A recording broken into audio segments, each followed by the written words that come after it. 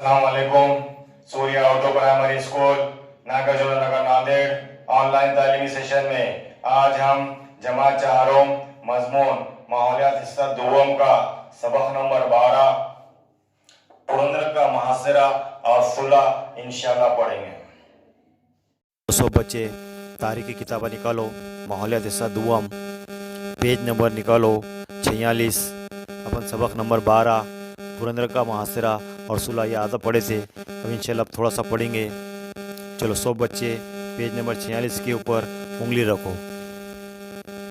کھیلنے کے دوران ایک حادثے کا شکار ہو کر فوت ہو گئے. شیواجی مہاراج اور جیجابائی پر غم کا پہاڑ ٹوٹ پڑا. اپنی والدہ کے گلے سے لگ کر انہوں نے ان کے غم کو کم کرنے کی کوشش کی. پرندر قلعہ پر مغلوں کا محاصرہ. پرندر شیواجی مہاراج کا بڑا مضبوط قلعہ تھا. دلیر خان سمجھتے تھے کہ جب تک اس قلعے پر قبضہ نہ ہو شیواجی کی قوت کم نہ ہوگی.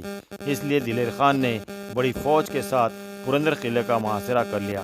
قلعے دار مرار باجی بڑے بہادر تھے.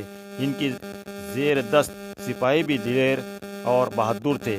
مرار باجی اپنے بہادر سپاہیوں کو لے کر مقابلے کے لیے تیار ہو گئے. دلیر خان کی توپیں گرجنے لگی. توپ کے سرخ گولے قلعے کی دیواروں پر برسنے لگے. لیکن مرار باجی اور ان کے معاولے ساتھی ڈٹے رہے. انہوں نے مقابلہ اور تیز کر دیا.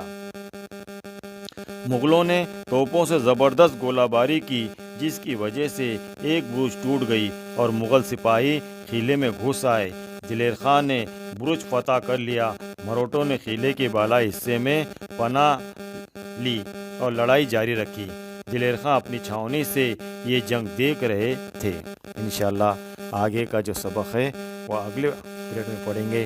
ہمارے چینل کو زیادہ سے زیادہ دیکھیں، لائک کرے، شیئر کرے، سبسکرائب کرے. خدا حافظ.